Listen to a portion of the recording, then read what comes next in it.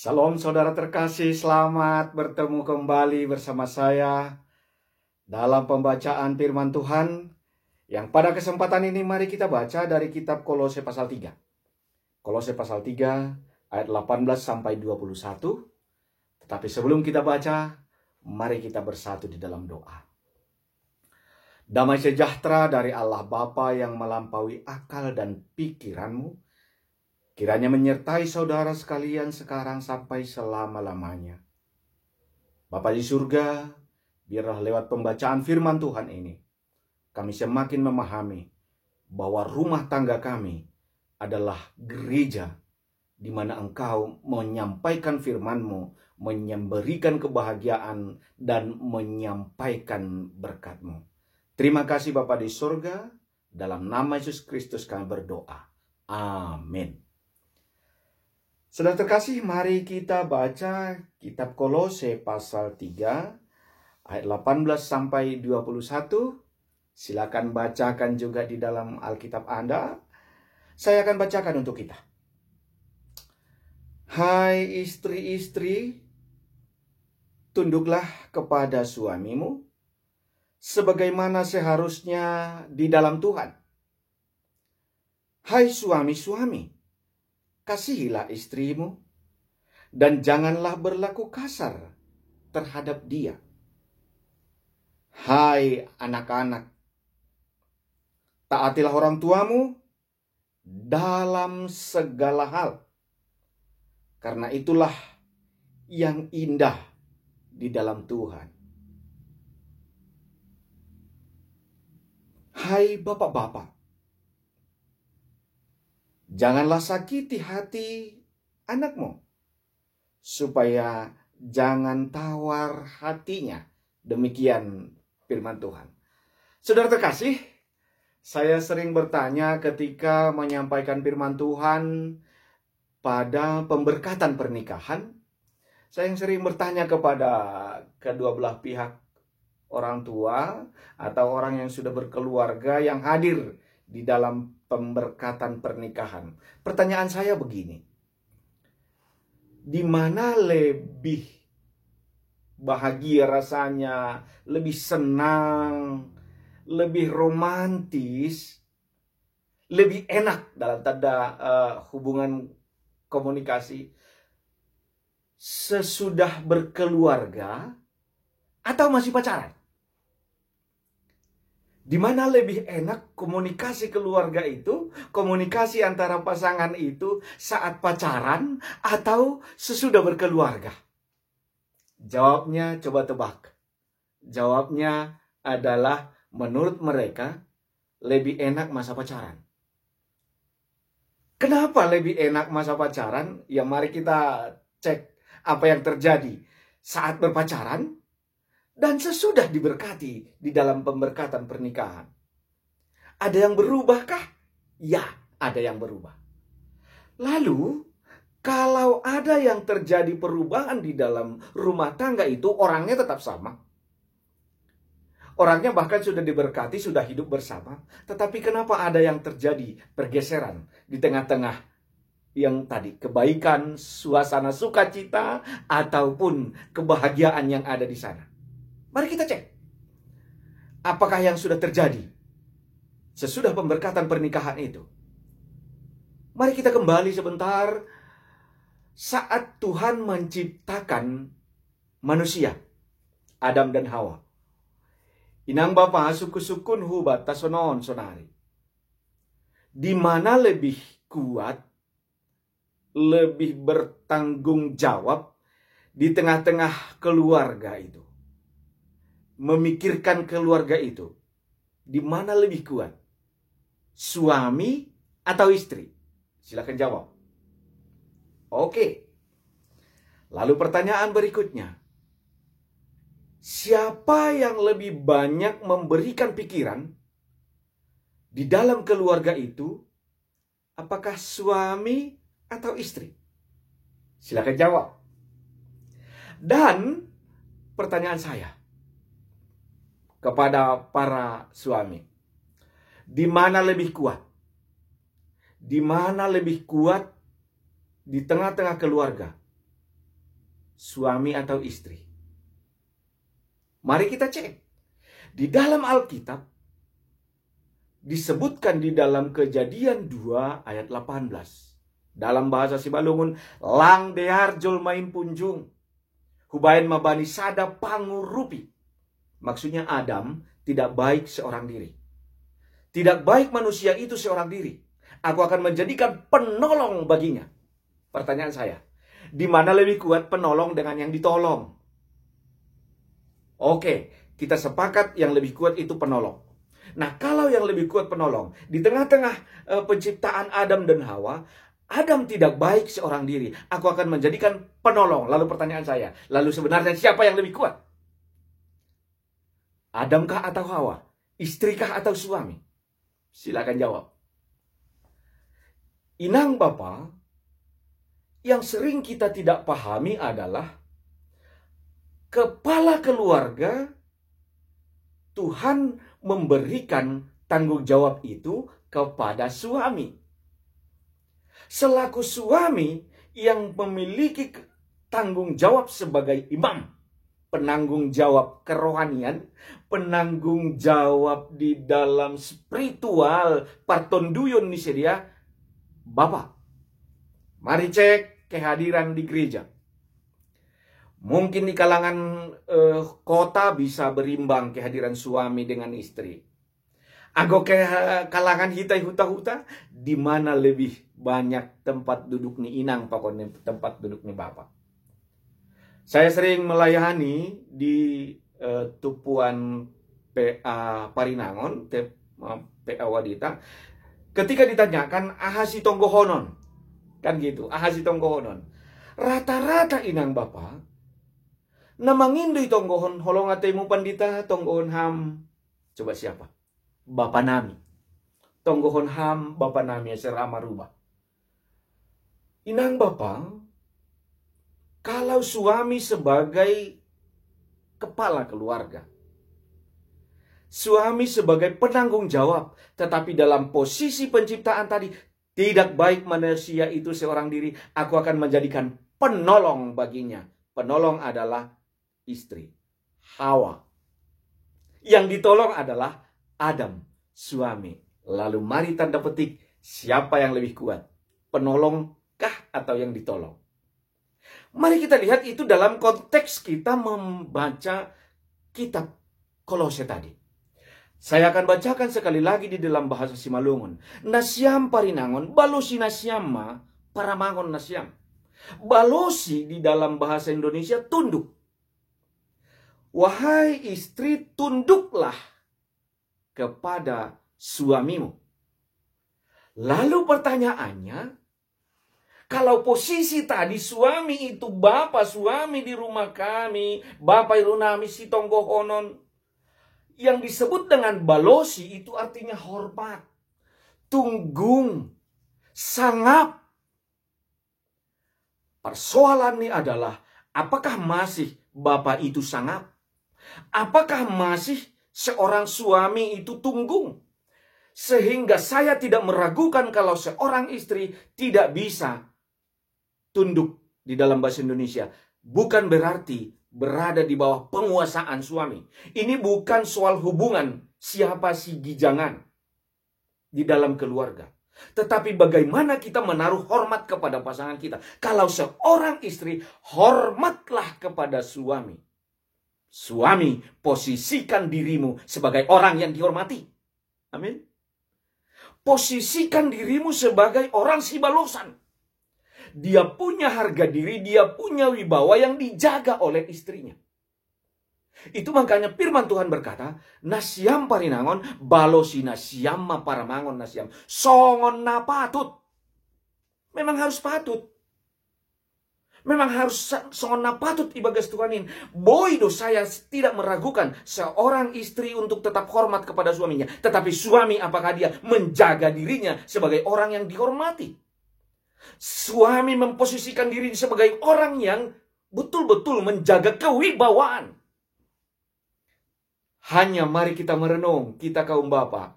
Betul kita menjadi orang yang bertanggung jawab. Tapi kebutuhan kita, mari kita jujur. Kebutuhan laki-laki tahu seperti yang disebutkan firman Tuhan. Ibotoh firman Tuhan aha kebutuhan ni suami, yaitu si balosan. Tunduk, kebutuhan suami memang betul. Harus dia dihormati, dijaga wibawanya. Hanya mampukah Bapa mempertontonkan kepada istri, memperlihatkan kepada istri bahwa dia seorang yang layak dihormati. Anggo domat bago don manto terus. Anggo tenggen doham terus. Laong gamar minggu. Uhur-uhur muhasa menjadi persoalan terus bani keluarga. Haruskah seorang istri hormat terhadap demikian? Sementara yang dihormati tidak layak memposisikan diri sebagai orang yang dihormati. Firman Tuhan mengatakan, nasyam parinangon balosi nasyam. Betul, seorang parinangon bisa membalosi.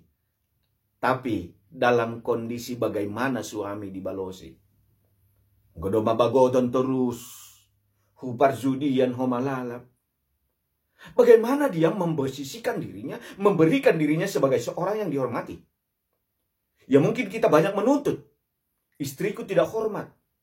Parinangonku lang ijaga dirini, lang ijagani au. Betul. Karena suami juga tidak memberikan ruang untuk si balosan.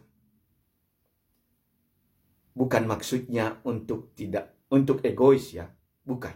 Tetapi mari kita lihat suami menampilkan dirinya, menampilkan hapor sayaonnya, menampilkan perilakunya, menampilkan parsahapni, menampilkan goluh partunduyonni sebagai orang yang dihormati. Sehingga kebutuhan suami, hormatilah suamimu. Yes. Suami itu akan mendapat hormat. Halanya, sebaliknya juga. Kalau istri menyepelekan suami, karena itu, istri menyepelekan suaminya, di luar sana dia lebih disepelekan. Makanya banyak keluhan para parinangon. Anggo bapa nami ondo namin kan begitu. Hapelang palaron nene. Anggo bapa nami ondo asal malahisin hosanin. Itu mungkin di kampung-kampung ya, itayu-tauta dah. Halanya bahat do memang naidah. Mari kita jujur. Bahapa puhos si huja. Anggo hitay huta-huta huja. Hukode. Mula kunjuma. Huja. Hukode. Kebutuhan nih suami untuk seorang suami berapa? Mari kita berhitung. Kebutuhan nih bapak sigaret nih 3 bukus. Baik kita sabukus sadari. Cukup 5.000 kayaknya enggak. Baik kita 20.000 untuk sigaret. Untuk minum pagi nih. Minum pagi. Teh manis ada lapet 2. Karena itu. Sore. Tuak nih. Tabul nih. Inang. Apa jajanmu inang? Mangan ham. Idingat kam doang bukus rumah. Itu inang. Tapi yang apa? Saat dia mandoding. Sayanju. Mau lupa maganupan. Mula ke rumah. Apakah dia menunjukkan bahwa dia dihormati? Rup martonggo pelangon enggak? Bahkan anggo ipartonggoan karena itu jantungan dutong bapak anggo partonggoan di rumah nih. Banyak bapak-bapak jantungan anggo partonggoan di rumah nih. Alani suruh membuat tonggo. Nah itu. Nah, HP anggo inang. Anggo partonggoan di rumah. Duma pusing ya mulai anggo hari Rabu partonggoan. Minggu sebelum ni duma pusing ya. Ahado nani bayenon snack nih. Ahado bayenon nani holi. Ipesando. Ikatering kondo. Atau masak sendiri do. Piga halak do naro. Makanya inang anggo mulai masuk partonggoan. Maretong do terus. Sada 2 tolu 4. Cukup do. Cukup do piring nin. Tambah sada nari. Sada 2 terus. Maretong terus. Cukup do. Hala dipikirkan nih snack nih sunah. Bapak pikirkan. Tapi kalau di kota puji Tuhan lah. Banyak bapak-bapak yang masih baik. Yang menunjukkan hormat. Sehingga kalau tonggo humba disuhut. Dengan senyum bapak. Ya. Au mabot tonggo. Anggo hihanami na ibar huta-huta. Nambot tonggo ise. Inang.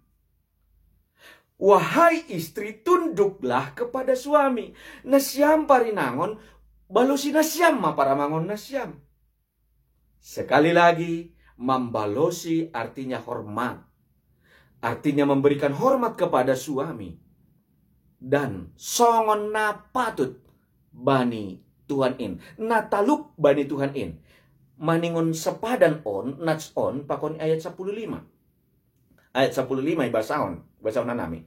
Anjahadame ini Kristus mamandrajai ibaga suhur nasiam, ayujindo nasiam tardilo gabesada akula. Istri itu menjawab membalosi tunduk kepada suami karena itu adalah dia dipanggil untuk gabesada akula. Menjadi satu tubuh. Sehingga kalau istri tunduk kepada suami karena memang dia mengasihi suaminya, karena dia satu tubuh dengan suaminya. Dia adalah bagian daripada imam selaku suami tadi. Dia adalah menjadi sejajar. Hormat. Bukan maksud nih. Sarupa dohita. Oh nujon. Karena banyak suami yang tadi mengandalkan audo bapa. Audo bapa. Haganupan rumah, haganupan tading-tadingan. Kan itu yang dibanggakan. Suami butuh untuk dihormati. Betul, silahkan kita hormati. Tetapi juga kita menampilkan diri sebagai orang yang terhormat. Inang Bapak, yang kedua, mari kita lihat nasiam para mangon. Ini kepada suami. Wahai suami, kasihilah istrimu. Nasiam para mangon, hahologi nasiamma. Parinangon nasiam. Kebutuhan laki-laki adalah kebutuhan untuk dihormati, untuk dihargai, untuk disanjung. Tapi kebutuhan istri adalah dikasihi. Di sini perbedaannya. Makanya lebih enak pacaran ketimbang sudah menikah. Kebutuhan seorang istri, kebutuhan perempuan adalah kasih. Dia tidak butuh penampilan seorang suami yang ini tetapi tidak memiliki kasih. Memiliki harta tading-tadingan tetapi tidak memiliki kasih. Memiliki wibawa di luar sana tetapi di rumah tidak memiliki kasih. Kebutuhan istri adalah dikasihi. Tanggung jawab suami adalah memberikan kasih, memberikan hidupnya. Kenapa? Di ayat 17. Ayat 17. Perpadanannya dengan ayat 17. Anjaha sagala horja nasiam marhitei hata apta pambahenan horja nasiam mahaganupanin ibagas goran ni Tuhan Yesus anjaha martarima kasih baninai bata bapain marhitei hosi. Artinya suami mengasihi istri adalah kerjakan itu di dalam kasih yang engkau terima dari Kristus. Sehingga agus suami mengasihi istri, tanggung jawab nih istri adalah sebagai orang yang menerima kasih. Artinya, dia juga memposisikan diri sebagai orang yang boleh menerima kasih dari suaminya. Bukan seorang istri yang menyepelekan juga suaminya. Karena banyak istri juga yang tidak bisa menjaga kasih yang tadi. Yang ditanyakan, yang diperhatikan, kan biasanya, udah makan anak-anak? Kan istri gak ditanya, udah makan, mak? Mamangan haminang? Hubungan suami istri bukan lagi hubungan soal kasih. Padahal rumah tangga itu dibangun atas dasar kasih, cinta. Wahai suami, kasihilah istrimu sebab itulah yang dia butuhkan. Yang dia butuhkan adalah selalu diperhatikan, selalu diberikan kasih. Karena apa? Suami itu mengutamakan pikiran. Istri itu mengutamakan perasaan. Sehingga kalau suami memberikan kasihnya menyentuh perasaan idang, disitulah disebut dengan firman Tuhan. Nasiam para mangon, haholongi nasiam maparino nasiam. Anjaha ulang makasar dopak sidia, di bahasa Indonesia. Hai suami, kasihilah istrimu dan jangan berlaku kasar terhadap dia. Karena apa? Dia menjadi bagian daripada tubuhmu. Dia adalah orang yang kuat, orang yang tangguh. Tetapi kalau dia diberikan kasih yang tadi, yang dibutuhkan adalah dia makin tangguh, dia makin sehat, dia makin senyum dan penuh dengan suasana kebahagiaan di dalam keluarga. Inang Bapa hubat tahaganupan, angguya tahon hita, kasihilah istrimu. Suami, kasihilah istrimu. Karena seluruh anatomi tubuh daripada perempuan itu adalah bagian dari tubuh suami. Makanya kasihilah istrimu. Supaya ijon pori-pori ni badan ni inang pun dapat merasakan kalau suami itu memberikan kasih yang tulus. Kalau dia memberikan perhatian yang tulus. Kalau dia memberikan perilaku yang tulus, yang didasari oleh kasih. Sehingga inang bapak, kalau tadi pertanyaan saya, di mana lebih enak masa pacaran daripada sesudah berkeluarga? Rata-rata menjawab lebih enak pacaran. Lalu kuncinya bagaimana? Kalau begitu kuncinya, tetaplah pacaran di dalam hubungan suami istri. Kondisi pacaran itu, dalam tanda petik ya, untuk hormat dan untuk saling mengasihi, menutupi kekurangan. Sehingga tidak ada juga suami yang memburu-burukan parinangonni. Tidak ada suami yang menyepelekan parinangonni. Tidak ada suami yang bersikap suka hati kepada suami. Persahap ni pedukit, parlahau ni pedukit. Betul, mungkin dari segi perolehan, dari segi pendapatan keuangan, banyak penghasilan keluarga itu mungkin bisa saja dari penghasilan suami. Tetapi juga sebaliknya, pengelolaan keuangan itu juga tidak terlepas dari kemampuan seorang istri memanajemen pengeluaran itu. Sehingga pemberian kasih sayang itu berimbang. Seorang istri memberikan hormatnya kepada suami, tetapi seorang suami juga memberikan kasihnya yang ia miliki terhadap istrinya. Sehingga tidak heran kalau inang dia saat dia makan enak, kalau dia ada snack, kalau dia ada makan di luar, dia pasti bawa bingkisan ke rumah. Pasti bukus nih doa anak-anakku. Aku bapak, mari kita lihat. Punjabe ya puji Tuhan lah, masih ada bapak yang begitu, masih ada. Banyak kok bapak yang baik. Itulah orang yang memperoleh hormat. Jadi di dalam keluarga penuh hormat dan penuh kasih. Sehingga rumah tangga itu terhormat dan terkasih.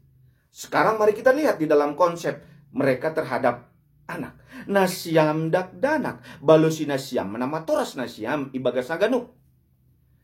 Mari kita bedakan. Di dalam bahasa Simalungun, dak danak pe mambalosi nama toras. Di dalam bahasa Simalungun ayat 10 mambalosi humaniti. Tapi di dalam bahasa Indonesia, taatilah. Taatilah. Karena apa? Orang tua memberikan kasih, memberikan perhatian, supaya mereka juga memberikan teladan kepada anak-anaknya. Walaupun terkadang si anak tidak bisa menerima. Halanya, konsep berpikir Tanahinan adalah supaya seperti ini, supaya seperti ini. Banyak orang tua yang menerapkan polanya, memberikan harapannya kepada anaknya dengan konsep berpikir supaya begini, supaya begini. Sehingga si anak tidak mampu untuk menaati. Tetapi firman Tuhan mengatakan, taatilah orang tuamu. Taatilah orang tuamu dalam segala hal. Karena orang tua yang penuh kasih, orang tua yang penuh hormat, orang tua yang penuh kasih sayang, memberikan hidupnya kepada anak. Sehingga si anak, inang bapak, banyak orang tua yang menderita saat si anak tidak bisa menaati kemauan ataupun harapan orang tua. Tetapi firman Tuhan mengingatkan, taatilah, sehingga itulah menjadi obat di dalam perasaan orang tua. Ketika menaati orang tua, memberikan hidup kita untuk dituntun oleh iman orang tua. Sehingga sering orang menganggap, kalau aku melawan orang tua kayak mana ya? Kalau anak-anakku melawan aku kayak mana ya? Ini yang menjadi pergumulan bagi kita. Saya sering melihat banyak orang tua saat usia sudah tua, tinggal seorang diri. Karena apa? Saat mendoakan, didoakan semua anak-anaknya berhasil. Betul, Tuhan memberikan keberhasilan kepada anaknya. Tetapi saat anaknya sudah memiliki kesibukan masing-masing, orang tua on mana martukot, hu BPJS, mengambil nomor antrian, tidak ada yang menjaga. Taatilah orang tuamu, tunduklah das doia hubani orang tua. Das doia saat bukan hanya waktu kita anak-anak, tetapi mari kita tetap taati orang tua. Karena apa? Dia sudah memberikan hidupnya, sudah melahirkan kita, sudah membesarkan kita. Dan itu disebutkan di dalam ayat 23 nanti. Humbani haganup gok niuhur horjahon nasyam horjanasyam. Songon nabani Tuhan in. Seperti untuk Tuhan. Sehingga kalau kita menaati orang tua itu adalah karena kasih kita. Dan karena Tuhan sudah memberikan kasihnya juga kepada kita. Ibu bapak terkasih, di ayat yang terakhir.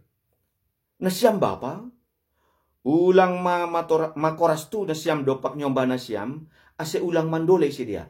Ulang makoras tu banyak sekali kita memberikan beban terhadap si anak, memberikan beban terhadap anak kita, memberikan harapan kepada anak kita di luar kemampuan mereka terkadang. Karena apa? Karena ini mungkin persoalan generasi ya. Baik baby boomers maupun sekarang zaman milenial ini, kita memberikan pola yang lama terhadap anak kita sekarang yang pola di zaman serba canggih ini. Di situ kita tidak bertemu. Orang tua yang baby boomers yang sudah menerapkan anggohanami sapari, si anak tidak bisa menerima itu. Si anak mengatakan, alah itu dulu itu. Dan itulah makanya terkadang kita konflik di dalam keluarga. Inang Bapa, firman Tuhan mengingatkan, kerjakanlah semuanya itu di dalam kasih. Seperti untuk Tuhan. Sehingga kalau kita memberikan kasih kita kepada anak, kalau kita memberikan yang terbaik kepada anak kita, si anak juga akan memposisikan diri sebagai orang yang merasakan kasih sayang. Sebagai orang yang merasakan tuntunan. Sebagai dia memiliki teladan, yaitu orang tuanya. Dia memiliki idola, yaitu orang tuanya. Dia memiliki contoh yang baik, yaitu orang tuanya. Karena dia melihat bahwa keluarga orang tuanya adalah orang tua yang pendoa. Tapi yang kui didahni dolala bapa tenggen idang doka-doka mulak. Begitu juga. Aktif di gereja tetapi di rumah juga babak belur berantakan. Kan mari kita jujur, banyak kita gagal di situ. Di luar sana banyak keluarga yang sukses. Dia menjadi tokoh pembicara, dia menjadi orang yang disegani, tetapi di rumah si anak mengalami tertekan. Karena apa? Dituntut seperti ini, dituntut seperti ini. Wahai Bapa, mari firman Tuhan mengingatkan kepada kita, nasyam Bapa, ulang makoras tu. Berarti boleh kita memberikan nasihat, tetapi nasihat di dalam teladan dan di dalam iman. Sehingga keluarga kita adalah keluarga Naisobut, keluarga yang hidup di dalam kasih. Selamat menjadi keluarga yang hidup di dalam kasih. Selamat menjadi keluarga yang penuh dengan hormat. Selamat menjadi keluarga anak orang tua yang di dalam perlindungan kebahagiaan Tuhan. Amin, kita berdoa. Bapa di dalam surga, kami mengucap syukur. Pada kesempatan ini Tuhan mengingatkan kami bahwa kami adalah orang yang Engkau khususkan menjadi orang yang terhormat. Berkati Bapa yang di rumah, berkati Bapa yang mendengarkan firman ini, menjadi Bapa yang memiliki kasih terhadap istrinya. Berkati juga para istri, para ibu yang mendengar firman ini, supaya dia juga memberikan hormat yang terbaik terhadap bapa atau terhadap suaminya. Berkati keluarga ini Tuhan. Berkati setiap rencana mereka. Berkati setiap apapun yang mereka doakan di dalam keluarga. Sehingga apapun pergumulan mereka, semuanya dapat diselesaikan dengan kasih. Menutupi kelemahan, menutupi kekurangan oleh kasih yang Engkau berikan terhadap keluarga lepas keluarga. Terima kasih Bapa di surga, inilah doa kami. Dalam nama Putra Yesus Kristus, kami berdoa dan mengucap syukur. Amin.